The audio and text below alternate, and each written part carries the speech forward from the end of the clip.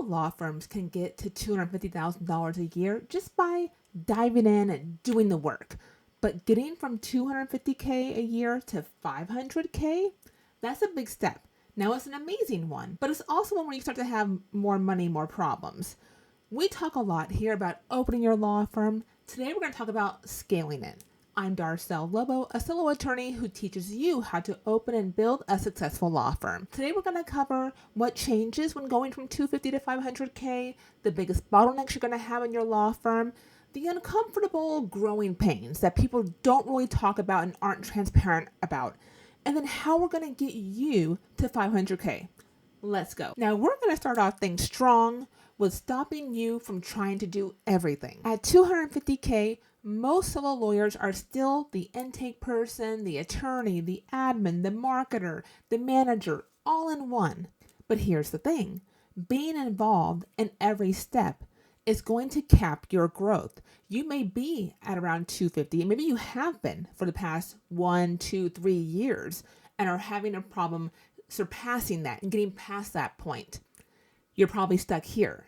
If you're finding that you're slow with client communication, you're delaying drafting client documents, you're missing calls, you're missing leads, you're working nights and weekends constantly, we need to shift your mindset from one of control to one of delegation. So if we're going to talk about delegation, we've got to talk about hiring your first admin person. That can be either whether it's admin, legal assistant, paralegal, that first hire. How do we define the scope of work? How do you know what you need to hire? You have to figure out what the tasks are that you absolutely must get off of your to-do list. And they don't require a lawyer to do them. But along these same lines, you also should have repeatable systems. We have talked about this many times on this channel. So before you get to the point of hiring your first hire, whether that's, again, admin, legal assistant, paralegal, you should have an intake process. You should have a client onboarding process. You should have templates and drafts for email follow-ups. You should have workflows for how your billing gets done, how you like your files organized. All those things should already be established processes in your firm. So when you bring on that first hire, they can hit the ground running. You set them up for success. All the tasks that are repetitive in your law firm should have a template, and it's a plug and play for the client's name, for the date, that's repeatable over and over again by someone without having to reinvent the wheel every time. And we're also using some technology. Now, I'm not a big tech girl, but I do integrate tech into my solo law firm. So we're talking about scheduling and reminders and client payments. Those things should all be automated processes that you have already implemented by the time you are hiring your first admin support person. Now, let's talk about some growing pains, because people might tell you you should do this and you should do that, but let's talk about why it's hard. Let's talk about the obstacles that you're going to probably hit as you're navigating this journey, okay? You're going to have to understand that nobody is going to do the work exactly like you do, and that's okay. I know we all like things done our way. I know we all think that our way is the right way, is the perfect way. But if we're going to grow your law firm, if we're going to get you some help, you're going to have to start to let that go. And letting go of that control feels uncomfortable. If you're like me, I started my law firm from scratch.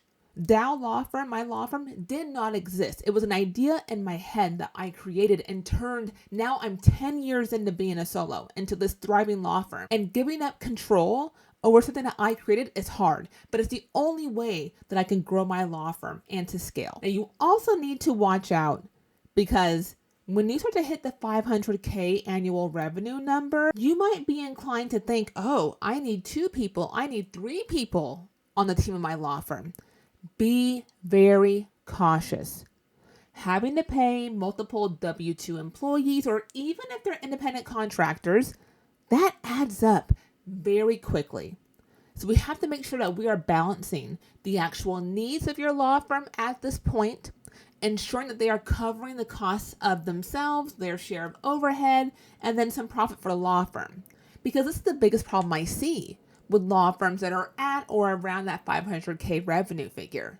Their expenses get out of control, and they are paying themselves far too little. You can have a law firm that's annual revenue is $500K, And the attorney, the owner, is only getting 75K out of that law firm, compared to I can have a solo who's earning 300K a year and putting 160, 180 of that in their pocket. So we have to be very careful when we're at this 500K figure, because the amount of expenses that you are paying while you are growing and trying to get past 500K and get to 650 and get to 750, that can be a little rough. 500K can be a tricky number if you don't have your eye on exactly the numbers, what it costs you, and you're ensuring that you have enough revenue coming in to cover the expenses, that the expenses aren't too much for your law firm, and that you're able to still pay yourself and not having to decrease your own pay because your expenses have gotten out of control. Now, we're always going to talk about marketing. I don't care if you're at 250K, 500K, 750K, 1 million. We're always going to talk about marketing here. And sometimes when you are going from 250 up to 500K, your phone is ringing, you're getting inquiries, and you start to take your foot off of the gas when it comes to being intentional about getting new business, about getting new clients. But if you want to hit 500K and you want to surpass 500K, you cannot get comfortable. You cannot take your foot off of the gas. And to know me and to work with me is to know that if you want revenue growth, I'm going to push you outside of your comfort zone to start doing content. So if you're earning about 250K, 350K in your law firm, and you're not really doing content, you're not doing it consistently, you're not doing it intentionally and having a plan for your content. If you're working with me, I'm going to encourage you to integrate content and to making that a priority to getting you past the 250 and on your way to 500K. Now here I'll tell you, pick 1 or 2 places where you're going to do content and then go deep with it. We're not doing everything. We're not doing Instagram and Facebook and LinkedIn and YouTube and TikTok and writing a blog, and we're not doing all those things. You cannot sustain that. Okay? So we're not doing that.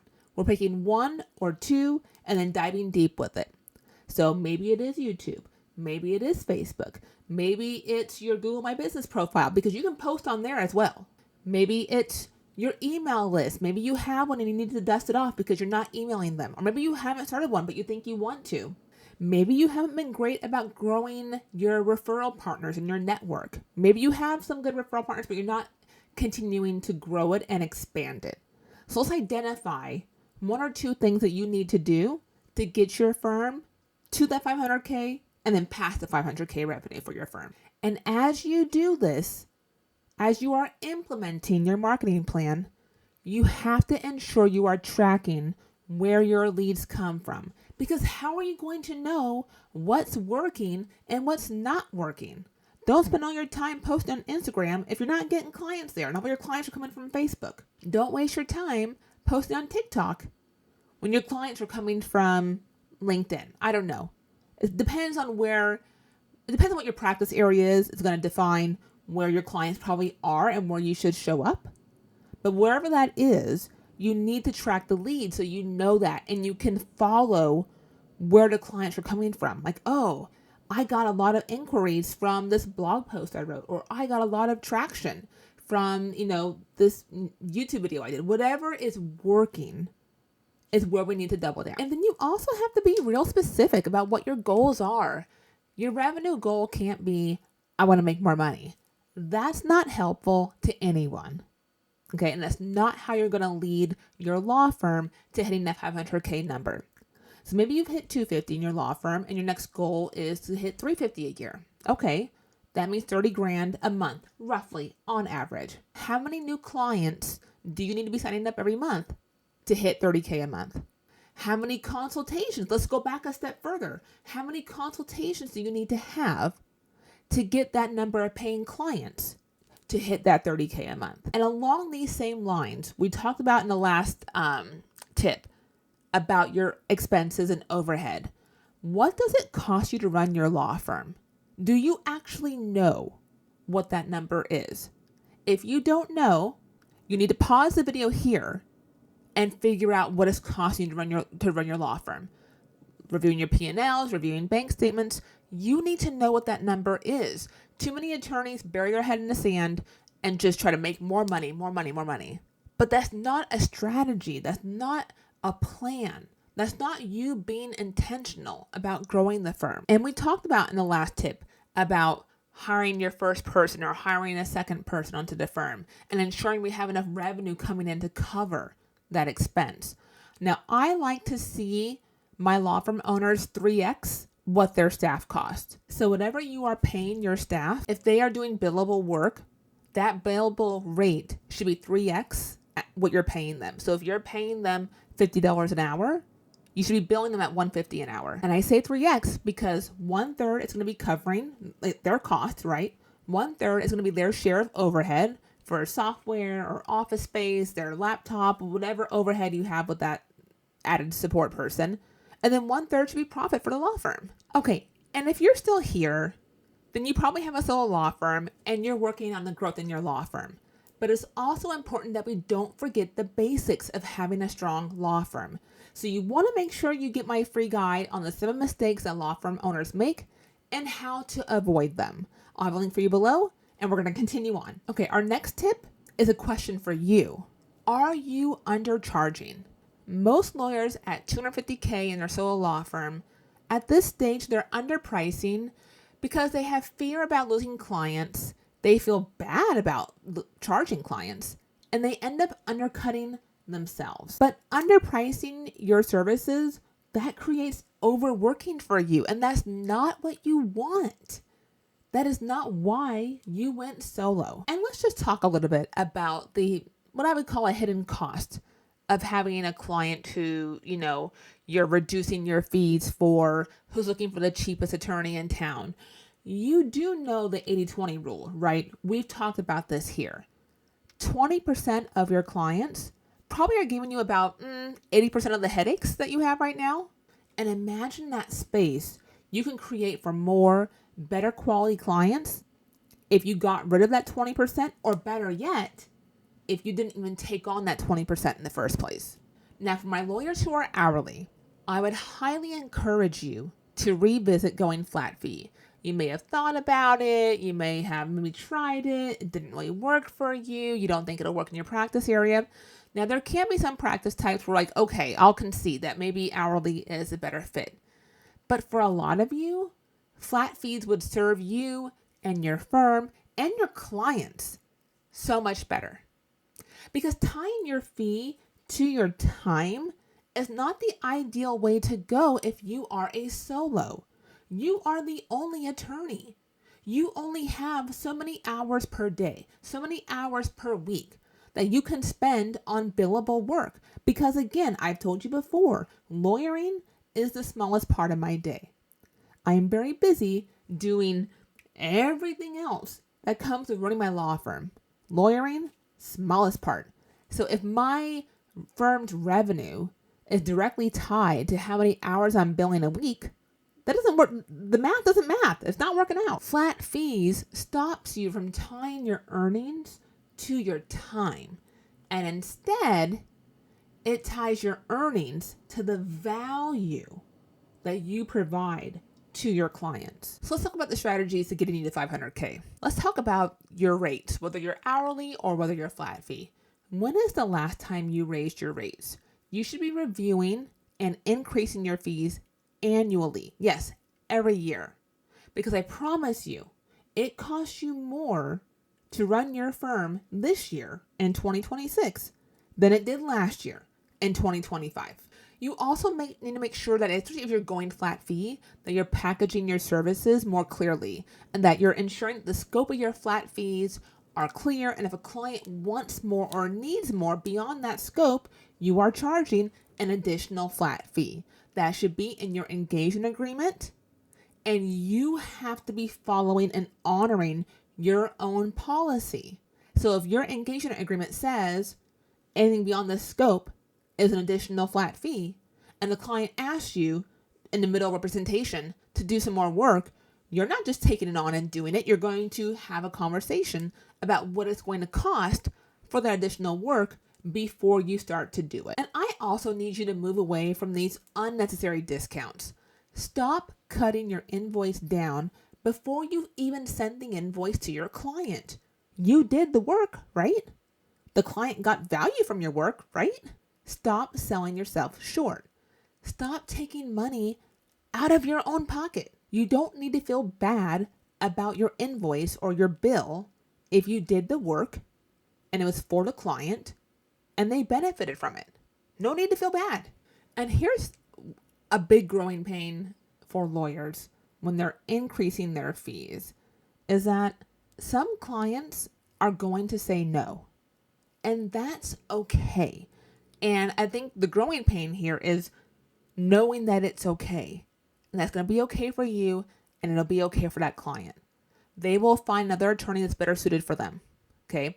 You're going to maybe start to outgrow certain client types, certain types of matters, certain client demographics, certain referral sources. That's okay. You are not the right attorney for everyone. We are making space for the clients that are a good fit for us and for our firm. The jump from $250K a year to $500K a year isn't just about making more money. It is, but that's not the only thing that it's about. It's about becoming a different type of law firm owner. You're not the same type of law firm owner you were on day one.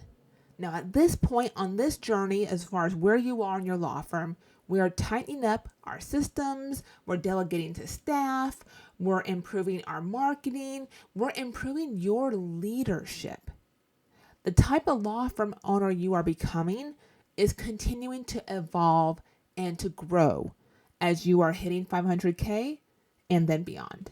And if you're at this point in your law firm ownership journey, you may find that you've been trying to navigate client management software, what's right for you, what's not right for you. You should have some at this point, but if you don't, or if you're trying to consider maybe changing or finding the right fit for you, I'd encourage you to go here next, where I break down the differences between my case and Clio, one of the two that I hear and see the most law firm owners using.